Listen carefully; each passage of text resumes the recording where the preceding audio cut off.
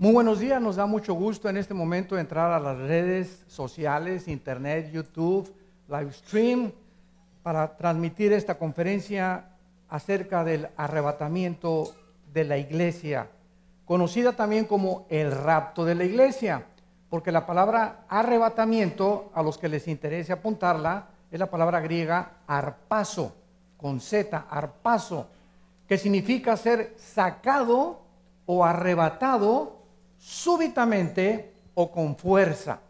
Entonces el rapto es eso, ¿verdad? Cuando raptan a alguien es que agarran a alguien súbitamente y se lo llevan.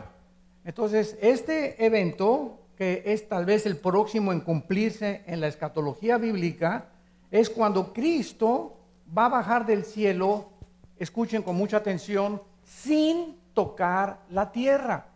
Esta es la grande diferencia entre el arrebatamiento y la segunda venida, que muchos también confunden y dicen que el rapto y la segunda venida es lo mismo. No es lo mismo. Por más de 10 cosas diferentes que vamos a encontrar. En el arrebatamiento Cristo está en el aire y nos llama para sacarnos, ser transformados los que estemos vivos, que no vamos a morir, y los que estén muertos van a resucitar. En la segunda venida, Cristo pone los pies, Zacarías capítulo 14, en el monte de los olivos. Y se va a hacer un valle de norte a sur y de occidente a oriente, y Cristo viene con nosotros. Apocalipsis 19. En el rapto de la iglesia no hay señales para el rapto.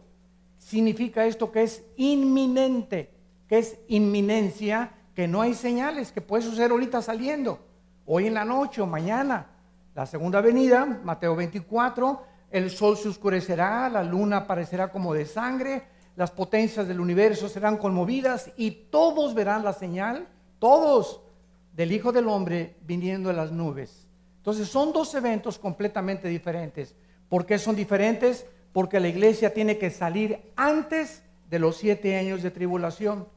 ¿Por qué la iglesia no va a pasar los 7 años de tribulación o la semana 70 de Daniel? Porque Dios no ha terminado con Israel. Romanos 9, Romanos 10 y Romanos 11. Dios ahorita puso en la banca a los del Barcelona. Y ya que se vayan a enfrentar al Real Madrid, todos los que estaban en la banca van a entrar al final del partido. Entonces, desde el año 70 después de Cristo hasta nuestros días, Israel fue hecho a un lado. Están en la banca, pero hay una teología que es herética, que se llama la teología del reemplazo, que la iglesia tomó el lugar de Israel, que Dios no tiene nada que ver con Israel y que la iglesia va, gracias a Dios, ya viendo el aire, la iglesia va a tomar el lugar de Israel y que además la iglesia va a establecer el reino de Dios en este mundo. Todo esto son herejías, porque la iglesia no va a establecer el reino de Dios, la iglesia va a ser sacada y es Cristo cuando regrese el que establezca el reino milenial prometido en 2 Samuel 7 al rey David y a sus hijos. Entonces todo esto es muy importante dentro de la escatología bíblica, dentro de las profecías bíblicas. Voy demasiado rápido, ¿verdad? Porque algún día estábamos hablando ya con su pastor que vamos a venir a dar un seminario de profecías bíblicas. Todo el sábado, unas 2, 3 conferencias el sábado, unas 2 conferencias en la tarde y culminamos el domingo. Así que vamos a orar para poner una fecha y darles a ustedes el panorama de profecías de la Biblia. Muy bien. En Primera de Tesalonicenses capítulo 4, del 13 al 18, Pablo es el único apóstol a quien se le reveló el arrebatamiento de la iglesia. No fue ni a Pedro, ni a Santiago, ni a Mateo, ni a Lucas, ni a Marcos. Fue a Pablo nada más a quien se le reveló la doctrina que vamos a desarrollar en estos momentos. Así como a Juan fue al único que se le reveló el libro del Apocalipsis.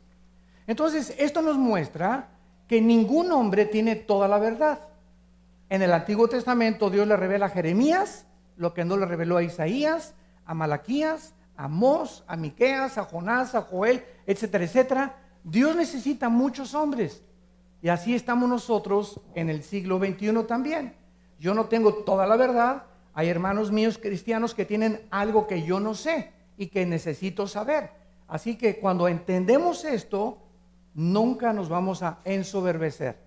Siempre estaremos abiertos, ¿verdad?, a escuchar qué dice la Biblia, porque la revelación es diferente para unos hermanos, para otros hermanos. Por eso hay iglesia presbiteriana, iglesia bautista, iglesia pentecostal, iglesia nazarena, iglesia carismática, porque los presbiterianos tienen doctrinas, muy buenas teología, y hay cosas que nos sirven. Los bautistas le dan mucho énfasis al evangelismo, los carismáticos a los dones espirituales, y así todas las denominaciones se caracterizan por tener diferentes cosas que no son esenciales para la salvación, porque mientras todos creamos que Cristo murió en la cruz y que por su sangre Él nos perdona y que la salvación es por gracia, la justificación por la fe, no me importa qué título tengas aquí en la botella, que diga nazareno, presbiteriano, bautista, etcétera, pentecostal, vida nueva para el mundo, amistad cristiana, no importa el nombre de la botella, lo que a Dios le interesa es lo que está dentro de ti. Y el que no tenga el Espíritu de Dios, aunque diga presbiteriano, bautista, pentecostal, si no tienes a Cristo dentro de ti, no eres cristiano. El cristiano no es una persona que va a una iglesia o que pertenece a los bautistas o a los presbiterianos, a vida nueva para el mundo. El cristiano es la persona que tiene a Jesucristo. Tú puedes ser católico e irte al infierno. Puedes ser evangélico e irte al infierno. Dios no nos vino a salvarnos a través de una religión, sino a través de la vida de su Hijo Jesucristo. Esto es muy importante de poder entender como cristianos. El cristianismo es una relación personal, viva, orgánica, dinámica con alguien que está vivo. La religión son ritos, ceremonias, liturgias. Vas y viernes primero y miércoles de ceniza y vas el domingo y cumples con tu religión, pero no tienes una relación con el Hijo de Dios. No te levantas todos los días a leer la Biblia y a entender a Dios, los pensamientos de Dios, y a sentir que Jesús vive, y a descargar tu estrés, tu ansiedad, sabiendo que hay alguien que tiene cuidado de nosotros. Eso es el cristianismo. Y es interesante que la palabra cristiano signifique esto. Cristos, ungido, anos, pequeño. Cristo, ano, cristiano, pequeño, ungido. Si tú tienes al Espíritu Santo, eres cristiano. Si no tienes al Espíritu Santo, pero tienes una religión, eres un religioso nada más. ¿Me van siguiendo? Esto es vital que tú lo comprendas, porque puedes vivir engañado creyendo que porque vas a una iglesia ya eres cristiano. Y es como si yo entro a McDonald's y salgo convertido en una hamburguesa. Por favor. Entonces, el hecho que vengas a una iglesia no significa que seas cristiano. Pero cuando tú recibes a Cristo, comienzas a tener una relación con Él. Dice 1 Tesalonicenses 4 del 13 en adelante: tampoco queremos, hermanos, que ignoren. Pablo no quería que la iglesia ignore lo que nos va a revelar. ¿Qué cosa? Acerca de los que duermen, para que no se entristezcan como los otros que no tienen esperanza. Porque si creemos que Jesús murió y resucitó, así también traerá Dios con Jesús a los que durmieron en él. Por lo cual os decimos esto en palabra del Señor, que nosotros que vivimos, que habremos quedado hasta la venida del Señor, no precederemos a los que durmieron, porque el Señor mismo, con voz de mando, con voz de arcángel y con trompeta de Dios, descenderá del cielo, y los muertos en Cristo resucitarán primero. Luego nosotros, los que vivimos, los que hayamos quedado, seremos arrebatados juntamente con ellos en las nubes para recibir al Señor en el aire, y así estaremos siempre con el Señor. Por lo tanto, alentaos unos a otros con estas palabras. Muy bien. Vamos a 1 de Corintios, marquen ahí porque vamos a regresar y vamos a ver otro pasaje. similar al que acaba Pablo de revelarnos. Dice 1 Corintios 15, 51 al 53. He aquí, os digo un misterio. No todos dormiremos, pero todos seremos transformados. En un momento, en un abrir y cerrar de ojos, a la final trompeta, porque se tocará la trompeta y los muertos serán resucitados incorruptibles y nosotros seremos transformados, porque es necesario que esto corruptible se vista de incorrupción y esto mortal se vista de inmortalidad. Notamos aquí en Corintios que la doctrina del arrebatamiento de la iglesia era un misterio. La palabra musterión en el griego, que significa algo desconocido o que no ha sido revelado. ¿Por qué? Porque en el Antiguo Testamento esta doctrina no fue dada a conocer.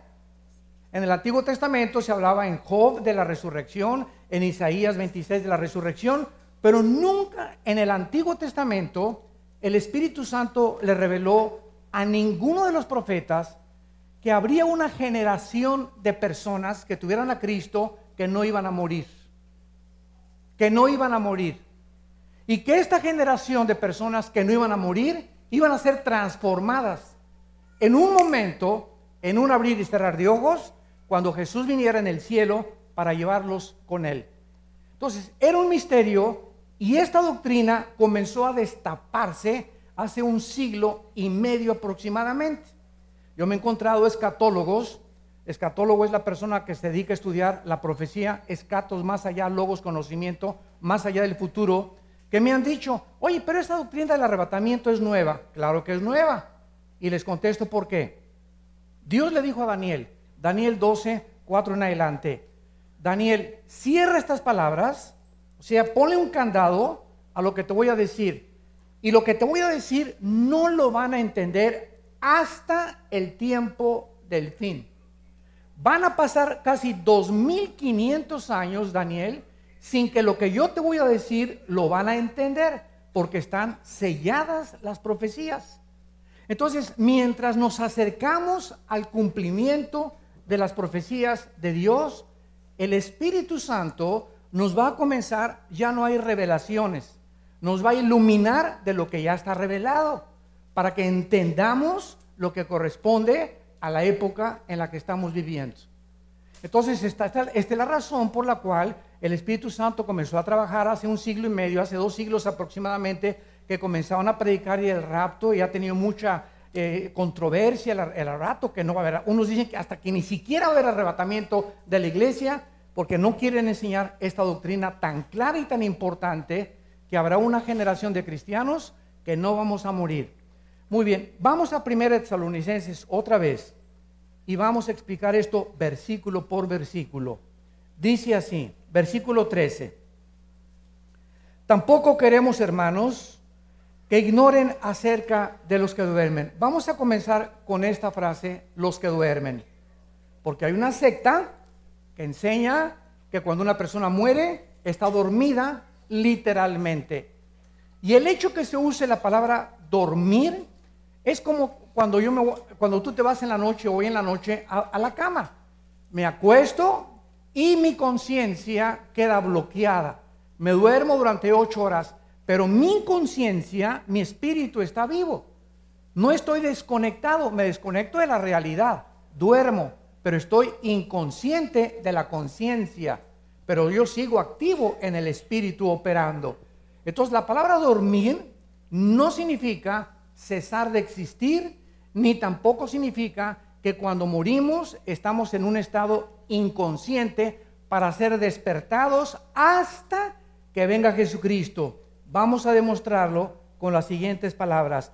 Vean lo que dice aquí en el versículo 14.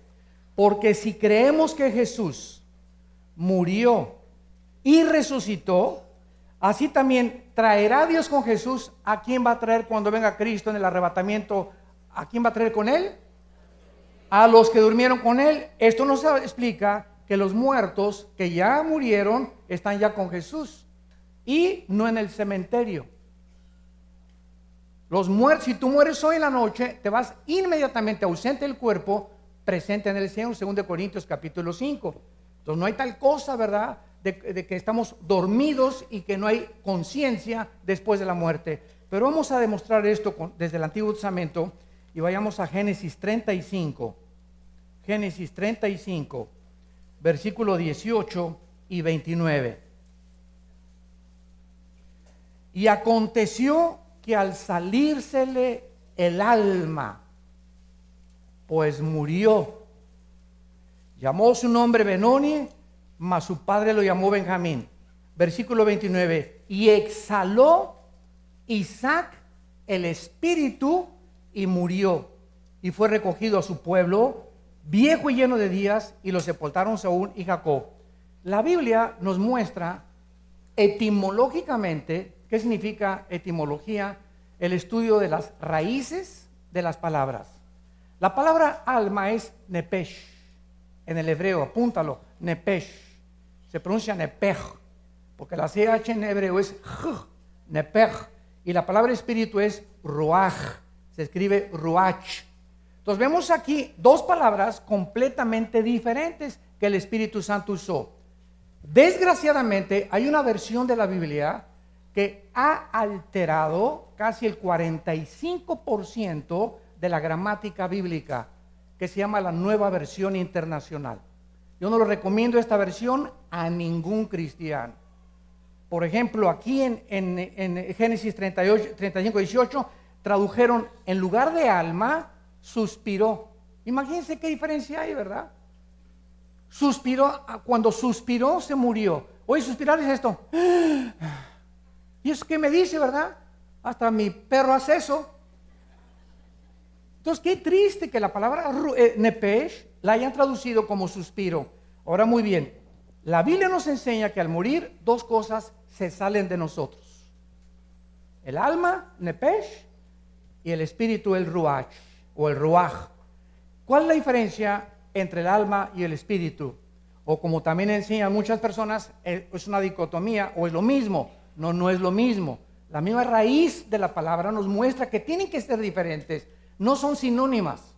La palabra alma es el asiento, apúntalo, de las emociones, los sentimientos, la voluntad y el intelecto. La palabra alma se tradujo muchas veces el corazón o la mente. Los sentimientos, la voluntad, el intelecto o el corazón. Y la palabra espíritu es la parte inmaterial, porque escuchen esto, los animales tienen alma.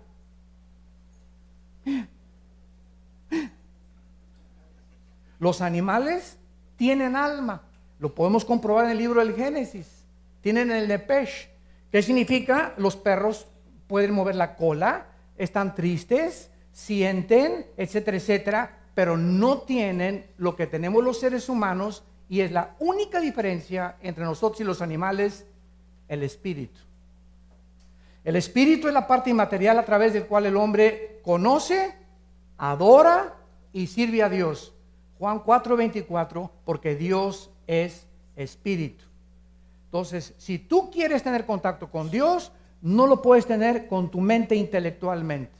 Por más doctorados que tengas en física, matemáticas, recursos, etcétera, etcétera, ciencias políticas, filosofía, la mente humana choca contra la mente de Dios.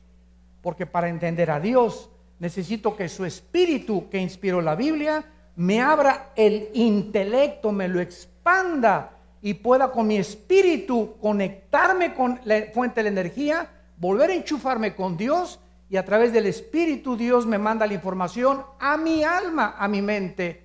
Mi mente comienza a renovarse por la información que viene del espíritu, y mi cuerpo se convierte en mi siervo. ¿Me van siguiendo? Muy bien, veamos otro ejemplo en Apocalipsis capítulo 6, de que cuando morimos, seguimos vivitos y coleando. No hay tal cosa como que estamos inconscientes, como enseña una secta que me reservo su nombre. Dice así, Apocalipsis 6, versículo 9: Cuando abrió el quinto sello, vi bajo el altar las almas de los que habían sido muertos por causa de la palabra de Dios y por el testimonio que tenían. Juan está en el cielo y él está viendo. Pregunta: cuando se fue al cielo Juan y Dios lo sacó para llevárselo al cielo, ¿Juan estaba viendo con sus ojos físicos? No, ¿verdad? Porque dice la Biblia que la carne y la sangre no pueden heredar el reino de Dios. Entonces, el cuerpo de Juan se quedó en la isla de Patmos, donde él estaba exiliado, y Dios lo saca en el espíritu y se lo lleva al cielo, y en la otra dimensión, que es la eternidad, porque Dios habita la eternidad, y es donde están las almas ahorita, ya no están en las 4 dimensiones del universo que nos rodea a nosotros. Ahí Dios a Juan le permite ver. ¿Con qué ojos? Con los ojos espirituales. 1 Corintios capítulo 2, cosas que ojos no han visto ni han subido en corazón de hombre, son las que Dios le ha revelado a los que le aman. Entonces tenemos un par de ojos físicos, pero cuando recibimos a Cristo, nuestros ojos espirituales se abren y venimos a la Biblia y vemos cosas que el más experto y más con 5 premios Nobel no puede ver, porque no tiene los ojos espirituales que tenemos los cristianos. Por eso una persona no cristiana viene a la Biblia y choca con la Biblia. No, está llena de contradicciones y pura sangre. Y Dios manda a matar a los cananitas. Y yo no entiendo estas cosas. Y son puras leyendas. Y son puras cosas tonterías. ¿Por qué? Porque no tienen ojos espirituales. Hasta que nacemos de nuevo, podemos nosotros ver las cosas que no pueden ver con los ojos físicos ni con el intelecto físico. Entonces Juan, allá arriba en el cielo, dice: vi las almas de los que habían sido muertos por causa de la palabra de Dios y por el testimonio que tenían. O sea, aquí están los muertos en el cielo, no están dormidos, y Juan los está viendo. Ahora, si tú ves un alma, no estás viendo a Gasparín el fantasma. Si vio Juan algo, es porque algo tenían de forma, tenían un cuerpo. Vi las almas de los que habían sido muertos, de los mártires. Versículo 11, y se les dieron vestiduras blancas, y se les dijo que descansaran todavía un poco de tiempo, hasta que se completara el número de sus consiervos y sus hermanos, que también habían sido muertos como ellos. Pero en el versículo 10, dice así, que Juan vio estas almas, y estas almas en el cielo se seguían comunicando. Y la comunicación que oyó Juan era entre estas almas y el Creador del universo. Y clamaban a gran voz: ¿hasta cuándo, Señor, santo y verdadero, no juzgas y vengas nuestra sangre en los que moran en la tierra? Los muertos que están en el cielo tienen ojos, tienen conciencia, tienen un cuerpo, tal vez temporal hasta que en el cuerpo glorificado, tienen contacto con Dios y están conscientes de lo que pasa aquí en la tierra, los que están en el cielo. Ya que se complete el número de los mártires, descansarán completamente. Ahorita los que han muerto antes que nosotros no están el 100% descansando. Están descansando un ratito nada más en una hamaca en Acapulco, cerca del Princess. Pero no están en Hawái todavía. Ahora, es interesante ver qué es lo que les preocupa a los que están en el cielo ahorita. En otras palabras, los que están en el cielo ahorita están viendo cuántos secuestros, cuánta violencia. Ahora ya se casan hombres con hombres, mujeres con mujeres. Los gobernantes ya perdieron la brújula. Dios mío, veo, o sea, están así y voltean a Dios. Oye, Dios, mira nomás el relajo allá abajo en el planeta Tierra. ¿Cuándo se va a acabar tantas guerras y persecuciones y sufrimientos y todo, Señor? Queremos saber, ¿hasta cuándo vas a vindicar la justicia en el mundo? Voltea a Dios y les dice: tranquilino, pino, cocolino, no se me alebresten, quiero que sepan que tiene que venir un tiempo hasta que se complete un grupo de almas que están abajo en la tierra que tienen que morir. Y cuando esas almas mueran, entonces ya vamos a poder establecer el reino milenial y me bajaré con ustedes y los que estén vivos van a resucitar y van a ser transformados y vamos a formar el reino prometido a los profetas y a Abraham, Isaac y a Jacob. Esto es maravilloso porque es la forma en la que Dios nos enseña de una forma sistemática que los muertos no están dormidos. Vuelvo a repetir, como enseña una secta, de que perdemos la conciencia y despertamos hasta que nosotros regresemos con Jesucristo. Ahora, ¿se acuerdan ustedes de Mateo 17, la transfiguración? Cristo agarra a Jacobo, a Juan y a Pedro. Acompáñenme. Y se sube un monte altísimo Cristo. Y de repente Cristo se transfigura, se transforma antes de morir en la cruz. Y les da una visión a los apóstoles de la gloria que él tenía antes de que el mundo fuera. Pero lo interesante es que aparecen con Cristo dos muertos, Moisés y Elías. No estaban en un colchón Simmons durmiendo, estaban despiertos con Jesucristo, platicando con él. Sabemos que Elías no murió, fue arrebatado por una carroza de fuego, y Moisés nunca se encontró su cuerpo.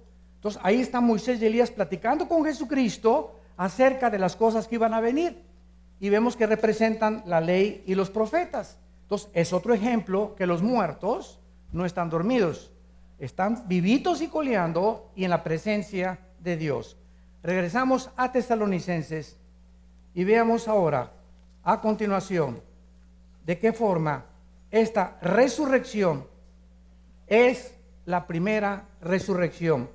Pongan mucho cuidado lo que les voy a decir.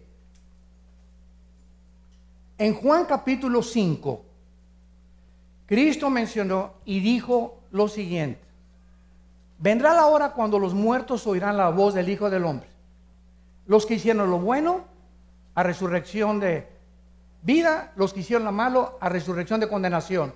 Aquí Cristo nos habla de dos resurrecciones: la de los justos y la de los malos. Muy bien, la de los justos tiene varias etapas. Por eso se le llama la primera resurrección, porque después de que nosotros resucitemos, no fuimos la primera resurrección, ¿o sí?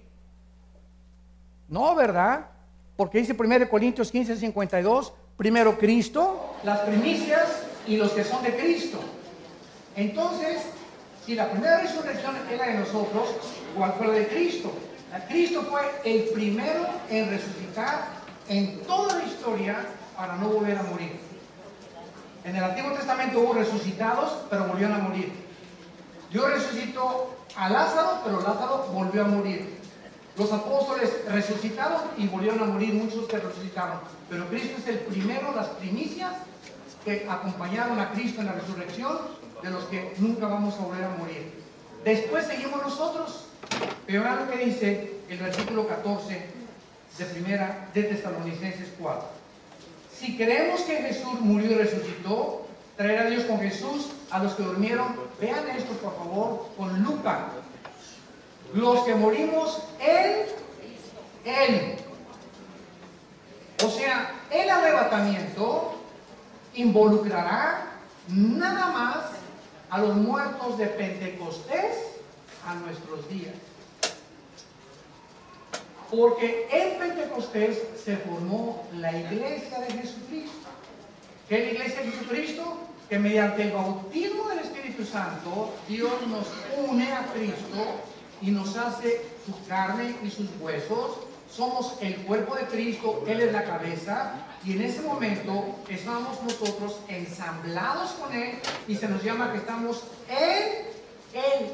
Antes de Pentecostés no existía el cuerpo de Cristo, existía Israel. Esto es muy importante. Ahora muy bien, si en el arrebatamiento solamente los que estemos en Cristo vamos a ser arrebatados, ¿qué va a pasar con los que murieron de Adán a Pentecostés? Estas personas van a resucitar en la segunda venida de Jesucristo. Veamos esta verdad en Daniel capítulo 12. Los muertos en el Antiguo Testamento resucitarán hasta la segunda venida de Jesucristo.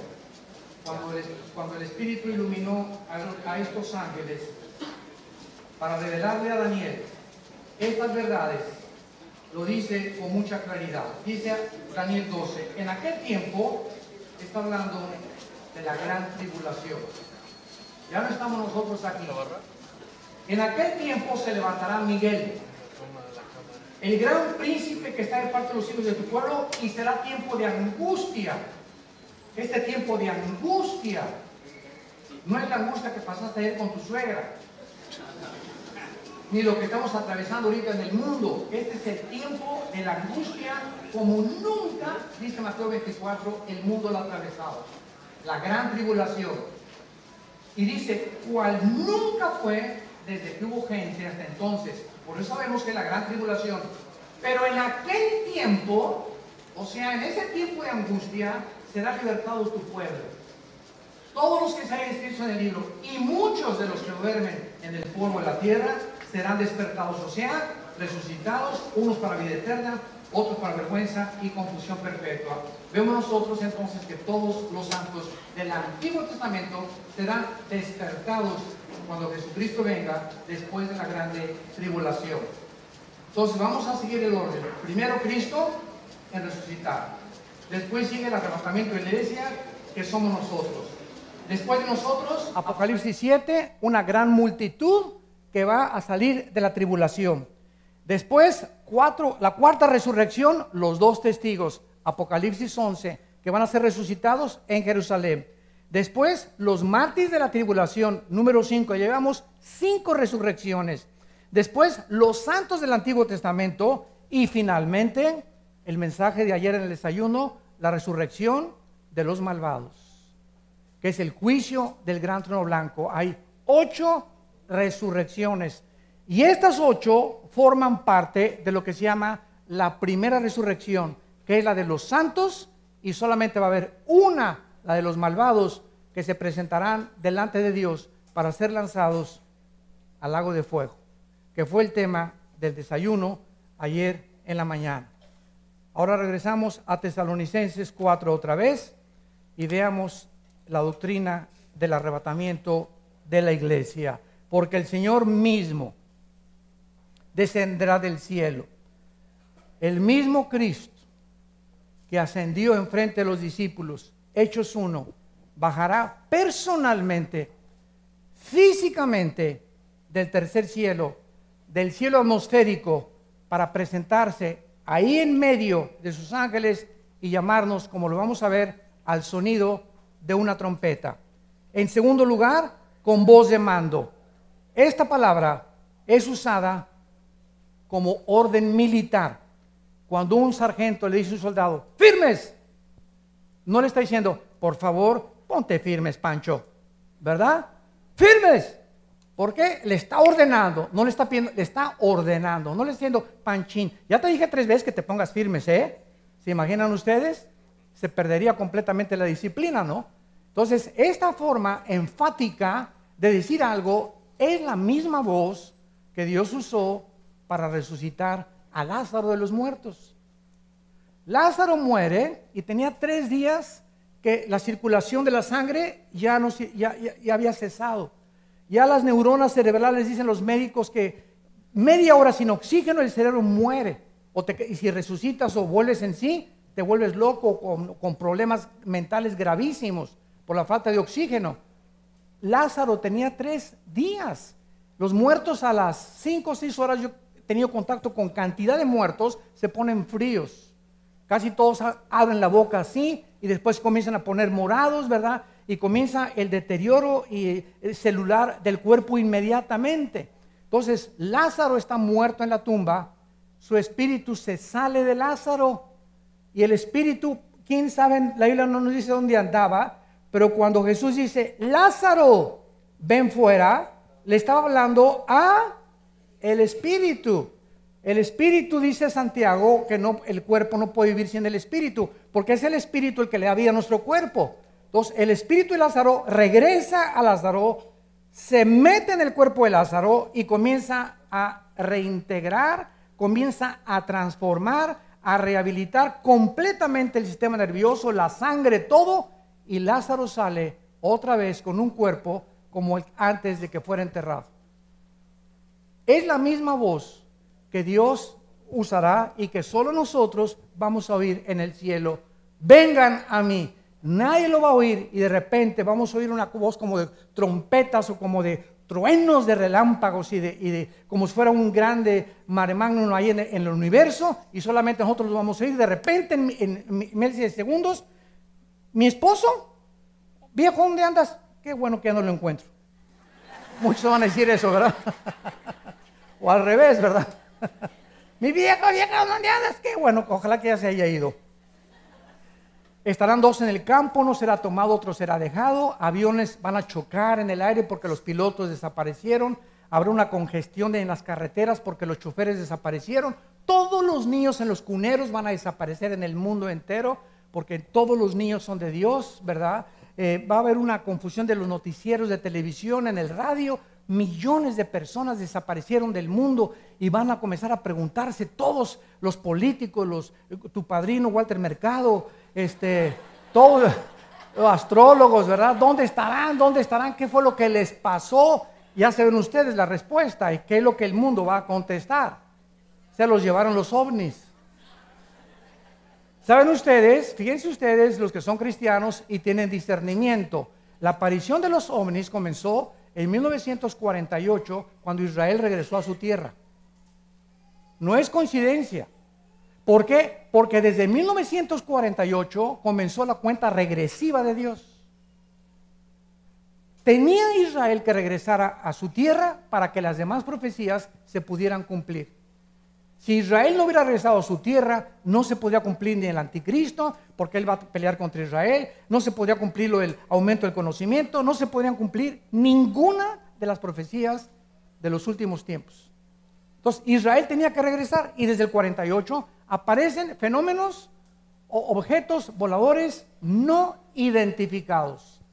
Y cuando venimos a la Biblia encontramos que sí existen extraterrestres, pero no son marcianos, ni venusinos, ni mercurianos, ni plutonianos. Los extraterrestres son ángeles que sirven a Dios, y hay una tercera parte de esos ángeles que se revelaron guiados por un querubín llamado Lucifer, Ezequiel 28, Isaías 14, 12 al 14, y se llevó a la tercera parte de los ángeles para luchar contra Dios y contra nosotros. Estos ángeles caídos tienen poder sobrenatural. Se pueden materializar, pueden alterar la energía, pueden alterar el ADN y producir monstruos humanos, como los produjeron en Génesis capítulo 6, gigantes de 4 metros con 12 dedos en las manos y 12 dedos en los pies. Estos ángeles caídos están comenzando a preparar el escenario para que cuando venga el arrebatamiento de la iglesia, el mundo pueda tener una respuesta. Los extraterrestres. ¿Saben ustedes que la Organización de las Naciones Unidas, la ONU, nombró a una mujer hindú como directora de investigación del mundo extraterrestre? El Vaticano tiene el observatorio más grande del mundo en el estado de Colorado, en Estados Unidos. El telescopio más grande comisionado para investigar para que si hay extraterrestres, el Vaticano les perdone sus pecados. Y el observatorio se llama Lucifer. Increíble. Chéquenlo en el internet, en cualquier lado. El observatorio se llama Lucifer. Entonces, vemos nosotros que la confusión tan grande en el mundo ahorita, y tenemos la luz y la verdad en las Sagradas Escrituras. Entonces vemos que todo esto del arrebatamiento de la iglesia cobra relevancia con los acontecimientos que nos están rodeando actualmente. Ahora a continuación dice con voz de arcángel. En la Biblia se mencionan varios arcángeles, pero solo el nombre de uno solo, Miguel. El arcángel Miguel, que está comisionado para proteger a la nación de Israel. Y si ustedes, sociólogos que nos escuchan, o arqueólogos o antropólogos que nos visitan, estudian los pueblos, las civilizaciones y las tribus, van a descubrir que en toda la cultura y en toda la historia humana de los sumerios, babilonios, egipcios, persas, griegos, romanos, nunca ha existido ninguna cultura, ninguna civilización como los judíos. Como los judíos. Con el preciso objetivo de que Dios los escoge precisamente para que se concentre en nuestra atención y veamos en ese pueblo que no son diferentes a ti y a mí. No son más inteligentes que tú y que yo. Simplemente por soberanía, Deuteronomio 7, Dios los escoge por gracia, para que en ellos nazca el Mesías, para que a través de ellos venga la Biblia, para que en ellos se cumplan las profecías y para que ellos sean el termómetro del tiempo de la venida de Jesucristo, la nación de Israel. Entonces vemos nosotros que ahorita el mundo está expectante y todos contra Israel para acabar con Israel.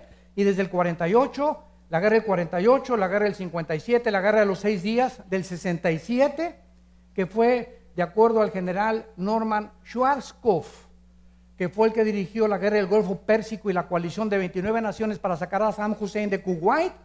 El general Schwarzkopf, graduado de West Point, que es la academia militar más grande del mundo y la más prestigiada, dijo en sus memorias: nunca en la historia ni de Alejandro el Magno, ni de Napoleón, ni de Carlomagno, ni de Aníbal, ni de ningún conquistador ha existido una guerra tan milagrosa como la guerra del 1 al 6 de junio de 1967, la guerra de los 6 días contra Israel.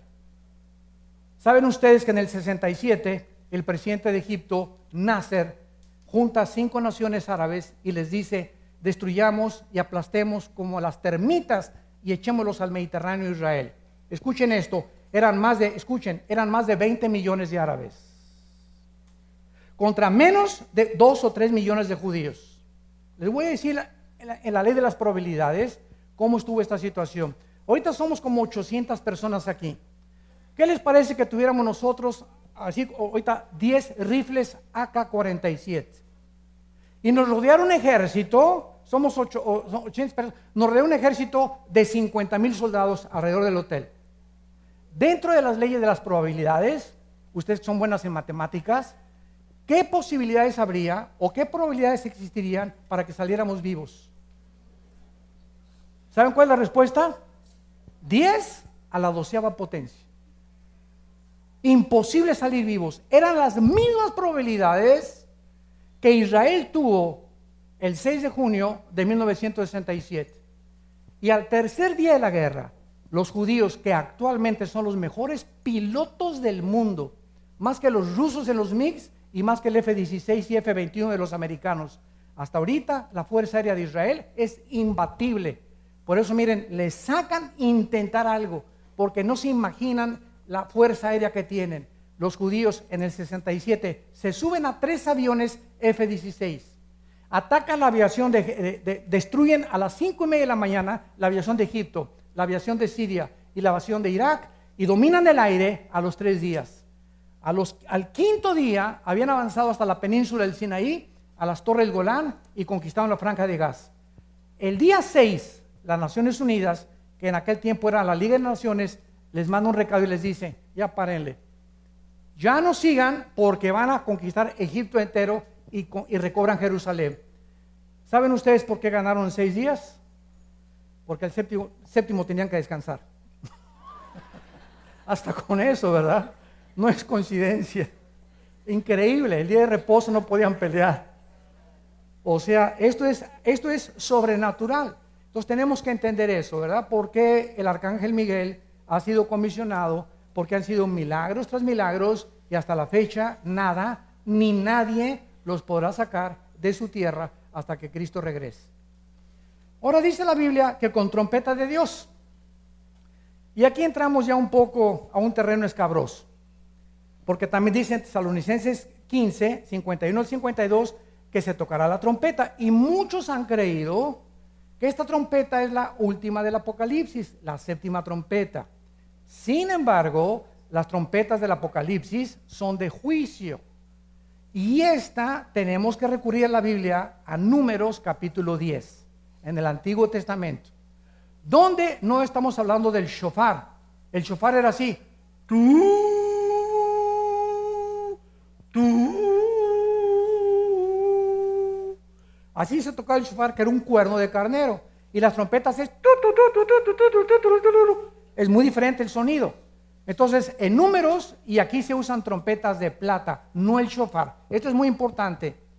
En Números 10, Dios le dijo a Moisés: cuando quieras reunir al campamento, toca la trompeta. Y el pueblo va a oír, que significa reúnanse, vengan rápido aquí al tabernáculo, reúnanse alrededor, porque les vamos a dar órdenes. Y había otra orden que para cuando los enemigos los atacaban. Eran 2 sonidos de trompeta. Léelo llegando a tu casa, Números 10, del 1 al 10. La trompeta que se está tocando aquí es precisamente para reunir al pueblo de Dios. Ahora, síganme con cuidado. ¿Cuántas fiestas tienen los judíos? Ya se lo estoy diciendo. ¿Qué pasó? ¿No que ojos espirituales? Tus ojos físicos nomás vieron así, ¿verdad? Las manos. Pero los que tienen ojos espirituales vieron 7, 7, 7. Muy bien. Israel tenía 7 fiestas. Ahora, escuchen esto. Las fiestas no eran de Israel, eran de Jehová. Que Dios le dio a Israel para que las celebraran, pero eran fiestas de Dios. Eran fiestas de Jehová. Ahora, era Pascua, los primeros frutos, los panes sin levadura y Pentecostés, ¿verdad? ¿Y cuántas fiestas faltan? Faltan 3 fiestas. Ahora, Cristo cumplió 4 fiestas. La última fue Pentecostés. ¿Cuántas fiestas faltan? Faltan 3. Las primeras 4 se cumplen en la primavera, abril, o más o menos marzo y abril. Y las otras se cumplen en septiembre y octubre, que son Rosh Hashanah, las trompetas. Después viene la expiación, Yom Kippur, y los tabernáculos la vamos a celebrar cuando Él venga en el milenio. Ahora, si Cristo cumplió las 4 fiestas, Él tiene que cumplir forzosamente, porque son de Él, las 3 que faltan. La próxima es la de las trompetas. Entonces, de acuerdo a la cronología bíblica, escatológicamente hablando, la fiesta de las trompetas se tiene que llevar a cabo. Y se va a llevar a cabo cuando Cristo venga. Yo hace 1 año, 2 años, en un congreso de profecía, compartí esto. Cristo viene en septiembre, pero me lo tomaron a mal.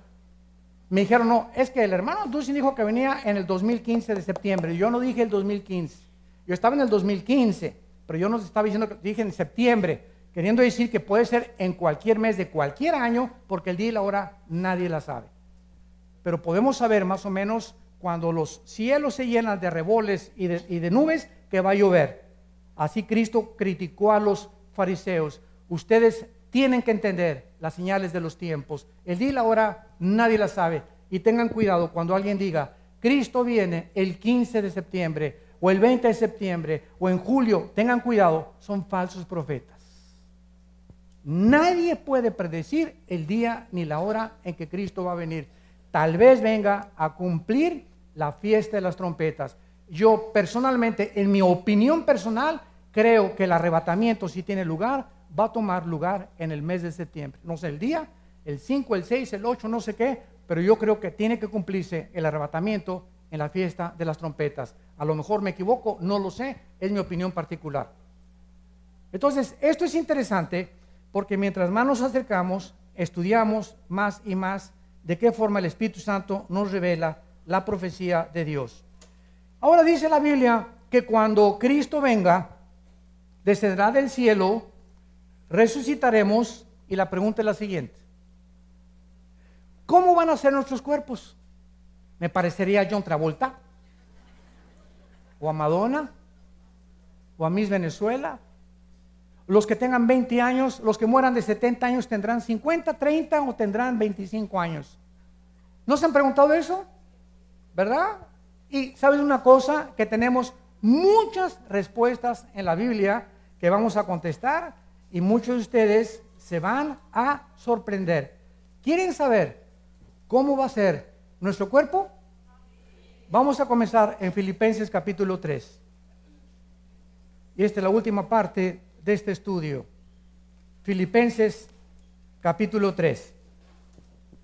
versículo 20 y 21. Quiero antes preguntarles algo. ¿Están aprendiendo algo? Más les vale. Con tanto calor, ¿verdad? Mas nuestra ciudadanía, Filipenses 3, 20 y 21. Nuestra ciudadanía está en los cielos, donde también esperamos al Salvador, al Señor Jesucristo, el cual, ahí está, transformará, esta palabra metas schematizo en el griego, metas schematizo significa cambiará de forma, el cual transformará el cuerpo de la humillación nuestra para que sea semejante al cuerpo de Tom Cruise. ¿Eso dice? De Rambo. Nuestro cuerpo va a ser exactamente igual con las características del cuerpo con el cual Cristo resucitó a los 3 días. Igual, semejante al cuerpo con el cual Cristo resucitó. Muy bien, vamos por orden. ¿Qué características tenía el cuerpo de Cristo cuando Él resucitó? Número 1, Juan 19, 34. Cuando el apóstol Juan se acerca a la cruz y el centurión romano, para asegurarse de que Cristo estaba muerto, porque los romanos, soldados, tenían la orden de que no podía ningún crucificado bajarlo vivo. Entonces, por si, como decimos en México, por si las flies, por si las moscas, decían los romanos, este no está muerto, agarraban un garrote y le rompían los meniscos de las rodillas, de las piernas, para que el cuerpo se cayera sobre el diafragma y si no estaban muertos, murieran asfixiados. Y con eso garantizaban al César y al gobierno romano de que el que bajaron de la cruz estaba completamente muerto.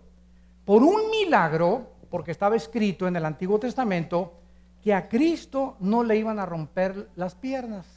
En el libro del Éxodo se profetizó. Entonces el centurión romano, encargado de todos los que estaban alrededor de la cruz y de la muerte de Cristo, él era el responsable del centurión. Entonces, él estuvo tan cerca de Cristo, y estoy seguro que es el centurión de Hechos capítulo 10, que se convierte después con Pedro, que era un hombre piadoso y comenzó a dar ofrendas a Dios. El centurión romano no le rompe las piernas, pero agarra una lanza y del lado izquierdo al lado derecho le atraviesa de aquí y le sale la lanza acá. O sea, le atraviesa todo el corazón y toda la zona que se conoce como el pericardio. Los cardiólogos te pueden decir que el pericardio es una capa que envuelve el corazón. Entonces, al atravesarle la lanza y sacarla, se acerca Juan, en Juan 19, 34, y Juan escribe, el apóstol Juan, que vio salir de la herida de Cristo, de la lanza, una gota de sangre mezclada con agua. Y de acuerdo a la cardiología del siglo XX, cuando la sangre se mezcla con el agua, es precisamente porque el pericardio ha sido completamente destrozado. Si yo les preguntara a ustedes, ¿cuántos de ustedes me pueden responder cuáles fueron las causas clínicas de que murió Cristo o médicamente hablando? ¿Qué me responderías? Si me dices por asfixia, no murió por asfixia. Si me dices que por desangramiento, tampoco murió por desangramiento, porque la Biblia dice que fue lo que le causó la muerte física a Cristo en el Salmo 22. 1000 años antes, damas y caballeros, 1000 años antes de que Cristo muriera, el rey David escribió: Dios mío, ¿por qué me has desamparado? Echaron ropa, jugaron suertes con mis ropas, me están rodeando como toros de Basán. Y David escribe: y mi corazón fue como la cera. En otras palabras, lo que ocasionó la muerte de Cristo fue que a las 3 de la tarde, de las 12 a las 3, lo crucificaron a las 12, a las 3 de 12 a 3, el sol se oscurece y el Padre no le permite a ningún ser humano ver en esas tinieblas qué pasó entre el Padre y entre el Hijo. Las tinieblas cubrieron el mundo y fue un misterio esas 3 horas. Algo pasaba ahí en la cruz entre el Padre y el Hijo, pero Cristo grita: lama, lama sabactani, ¿por qué me has abandonado, Señor? Y fue en ese preciso momento donde tus pecados y mis pecados son puestos en Él. Y en el momento en que Dios castiga a su Hijo, la ira que tú merecías recibir y la ira que yo merecía recibir, el Hijo la recibe en nuestro lugar. Eso se llama la propiciación, Romanos 3. En ese momento Cristo se hace el santo culpable por nosotros y recibe en ese momento tus pecados y mis pecados, y lo que le quitan la vida a Jesucristo es el pecado, porque la paga del pecado es la muerte. Romanos 6:23. Cristo muere de dolor del corazón, de dolor. No fue tan grande el dolor de haber sido separado de su Padre en ese momento, que ese dolor le quita la vida. Él no podía llevar el pecado por nosotros, se hizo pecado. Él no pecó, se hizo pecado en tu lugar y en mi lugar, para que tú y yo tuviéramos la vida eterna. Así que nuestro cuerpo resucitado será sin sangre. Número 2, Lucas 24. Ya no habrá circulación de sangre cuando resucitemos. Ahorita la sangre es la vida del cuerpo, ¿verdad? Pero cuando resucitemos será un cuerpo sin sangre. Número 2, vamos a comer. No sé si pescado al mojo de ajo, a la plancha, ahora o allá de Barra Vieja de Beto Godoy, ¿verdad? Pero vamos a comer. Y cuando Cristo resucitó con el cuerpo glorificado, en Lucas 24, en el camino de Emaús, les pidió de comer y le dieron pescado y miel. Así que vamos a tener no sé qué tipo de intestinos, ni tampoco qué clase de estómagos, pero será algo que funcione sin sangre. Podremos seguir comiendo y bebiendo. En Isaías 65 y 66 dice que vamos a comer frutas y legumbres nada más. Vamos a regresar a la dieta vegetariana del huerto del Edén. ¿Por qué? Porque ya no se van a matar a ninguno de los animales. El león morará con el cordero, la víbora jugará con el niño, y ya no habrá más maldad en mi santo monte. Número 3, sin sangre podemos comer. Y número 3, cuando Cristo resucitó, se juntaron los apóstoles y estaban todos reunidos en una casa, y en ese momento Tommy Boy, dijo: oye, Tommy, le dijeron, ¿qué crees que resucitó el Señor? Ya fue María a la tumba y la ropa estaba completamente así doblada y no estaba el cuerpo de Cristo. Si se lo hubieran robado, se lo hubieran llevado, ¿verdad? O hubieran aventado ahí, pero estaba dobladita así en orden. Nadie va a robarse el cuerpo y lo va a poner así hasta planchadito, ¿verdad? Arriba de la tumba. Y Tomás dijo: no, yo no, a mí no me vengan con esos cuentos. Yo hasta que no toque mis manos, sus manos, y la herida de la lanza, yo no voy a creer. Entonces, estaban ahí los apóstoles cuando Cristo atraviesa la pared. Y cuando le habla a Tomás, Tomás se acerca y le dice Cristo: come here, Tommy Boy, ven para acá, pon tu mano en mi mano. Vean esto con mucho cuidado. Cuando Tomás toca las manos de Cristo, no las atraviesa. No era un espíritu, tocó algo sólido. Tocó algo sólido. Y cuando Cristo le dijo: pon tu mano aquí, y Tomás tocó la herida, tocó algo sólido. ¿De qué nos habla esto? Que nuestros nuevos cuerpos van a poder materializarse y desmaterializarse a voluntad. Al mismo tiempo que el cuerpo de Cristo era sólido, su composición molecular atravesó la pared. Yo ahorita, si cierro mi mano y le hago hacia el púlpito, me estrello contra el púlpito, porque los átomos que componen la materia de este acrílico son más gruesos que los átomos que componen mi mano. Pero el cuerpo nuevo que vamos a tener se va a poder atravesar la materia y nos vamos a poder desmaterializar. Ahorita los ángeles tienen esos cuerpos. Por eso los ángeles pueden aparecerse de repente con forma humana y desaparecer. porque tienen esa característica. Y finalmente, nuestros nuevos cuerpos serán no sujetos a las leyes físicas del universo en que vivimos. Hechos 1, del 6 al 11. Ya Cristo se despide de los discípulos. Ya me voy. Y de repente Cristo, ¿qué comienza a hacer? Comienza a vencer la ley de la gravedad. El cuerpo resucitado de Cristo se comienza a elevar. La fuerza de la gravedad que rige ahorita el planeta no opera en el cuerpo de Cristo, comienza a volar. Y comienza a elevarse Cristo y a ser sacado del mundo, y los ángeles aparecen y le dicen a los apóstoles, ¿por qué están viendo a aquel que se va? Así como se va, así va a regresar. Físicamente, tal vez en nuestra época. Entonces, estas son las características del cuerpo que nosotros tendremos. Yo me preguntaba hace algún tiempo, ¿cómo será nuestro cuerpo cuando Jesucristo regrese de 40 años? Fue la primera pregunta que les hice y sentí que Dios me decía, ¿a qué edad murió Cristo? A los 33. Pregunta, piensen bien lo que van a contestar. Si Cristo hubiera seguido viviendo, ¿su cuerpo se hubiera descompuesto y hubiera tenido que morir? Ah, ¿verdad?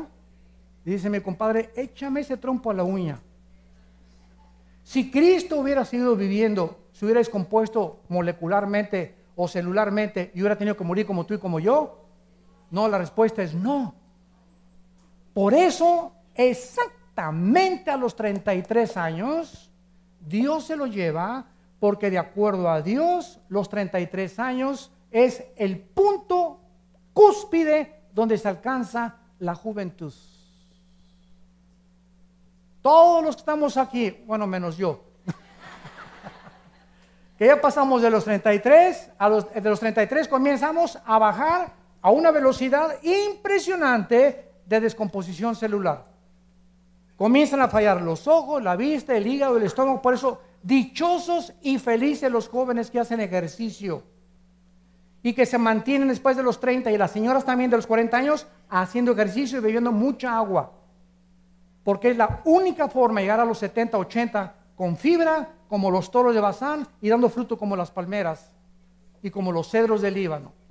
Es la única forma de mantenerte con vigor y con energía después de los 40, 50 años de edad. Entonces yo pienso que si Cristo muere a los 33 años, todos nosotros cuando muramos vamos a tener o 33 máximo, ninguno se va a tener cara de doña Clotilde, ni viejito, ¿verdad? Ni cloaca, vamos a tener cara de jóvenes todos, ¿verdad? Ya sin orejas de papalote como algunos la tenemos, ¿verdad? O nariz de perico, de cotorro, o ¿verdad? Vamos a tener cuerpos perfectos. Y la última pregunta es, ¿habrá reproducción sexual? ¿Seguiremos teniendo hijos e hijas? No, hermano, porque Cristo dijo que en el cielo seríamos como los ángeles, que no nos íbamos a casar. Fíjate lo que otra vez esa pregunta. En el cielo los ángeles no se casan, pero aquí abajo sí nos casamos. ¿Por qué nos tenemos que casar aquí en la tierra? Porque necesitamos un juez por lo civil que garantice que le voy a ser fiel y que si le pongo los cuernos a mi esposa, ella vaya a la ley y me obligue a darle el mantenimiento a mi esposa y a mis hijos que abandoné. Pero en el milenio no va a haber un juez, no nos vamos a casar. Pero si leen Isaías 66, donde se describe la vida del milenio, dice, y no darán luz para maldición. En el milenio seguiremos reproduciéndonos. Si no fuera así, ¿para qué siguen los sexos en el milenio? ¿Que nomás como los chinitos nomás milando? ¿Verdad, mi amor? Ahora, ¿quién te va a tocar? No sé. Esto es una opinión personal. Muchas, no, que el rey David, papucho de papuchos, el rey David, ¿verdad? Pues yo, la princesa de Shiva, ¿verdad? Que la reina de Saba, etcétera, etcétera. No sabemos, ¿verdad? Y es especulación. Pero lo único que yo sé es lo siguiente. Como dice la Biblia, Salmo 112, versículo 2, que la generación nuestra será bendita. Todas las familias, es mi opinión personal, basado en esto, de que todas las familias que aquí en la tierra Si una pareja se amaron, por ejemplo, ahorita, un ejemplo, el doctor Billy Graham, que tiene 97 años, todos los días le da gracias a Dios de reunirse algún día con su esposa, que ha sido el evangelista que más millones de almas ha ganado en toda la historia de la iglesia, y que se amaron entrañablemente. Y muchos hombres que yo conozco de Dios no se vuelven a casar, siempre con la esperanza, quiero reunirme otra vez con mi esposa. Yo creo que Dios les dará las peticiones de su corazón, y que matrimonios que se amaron así intensamente seguirán juntos también por toda la eternidad. Y ya después del milenio que viene la eternidad, ya no sabemos, porque hasta Apocalipsis 22 se cierra la revelación de la Biblia. Oremos. Padre, gracias por tu palabra. Gracias por todos los misterios escondidos que tú te has placido revelarnos a través de las Sagradas Escrituras, y de saber que la bienaventurada esperanza y manifestación gloriosa de Jesucristo la anhelamos con todo el corazón, echando toda nuestra ansiedad sobre Él, porque Él tiene cuidado de nosotros. Por nada estén afanados, no permitan que ningún problema del mundo les quite la paz. Mi paz les dejo, mi paz les doy, no como el mundo la da. Te doy una paz que la fe la vas a demostrar durmiendo en la tormenta. No se puede demostrar que creemos en Dios más que cuando estamos rodeados de problemas. Tenemos esa paz que sabemos que nada ni nadie nos podrá separar de su amor eterno, porque somos más que vencedores, somos sus hijos, le pertenecemos. Cristo oró y le dijo al Padre: les he dado a conocer tu nombre, a los que me diste les he dado a conocer, y ahora ellos han guardado tu palabra, y las palabras que me diste, Padre, se las he dado a conocer, y ahora ellos han conocido que procedo de ti y que vine de parte tuya a darles el poder de la vida eterna. No te ruego por el mundo, te ruego por ellos, por los que me diste, porque tuyos son, y lo tuyo es mío, y lo mío es tuyo, Señor. Gracias, Jesús, porque esta petición que tú le hiciste a tu Padre en Juan 17 nos pertenece, y sabemos que Él te contestó ya, y nada nos podrá separar. No podremos nunca perder la salvación, porque te pertenecemos. Ni lo presente ni lo porvenir, ni la pobreza ni la desnudez, ni los demonios ni la espada, ni la persecución ni la tribulación nos podrán separar jamás de la vida en Cristo Jesús. Si tú en esta mañana no tienes a Jesucristo en tu vida, ni esta bienaventurada esperanza, ábrele tu corazón, invítalo a tu vida, y recibirás el perdón de tus pecados y el regalo más grande que pueda una persona recibir, la vida eterna. ¿Qué tengo que hacer?, me preguntarás. Dile estas siguientes palabras con todo tu corazón: Señor mío y Dios mío, perdona mis pecados. Creo que en esa cruz con tu sangre pagaste por ellos, y que a los 3 días resucitaste de los muertos. Como creo que vives, Señor Jesús, te invito en este instante a mi vida como mi Señor y Salvador. Te recibo por la fe, sabiendo que me das la vida eterna y el poder de vivir una vida que te agrade de aquí a la eternidad. En el nombre de Jesús. Amén.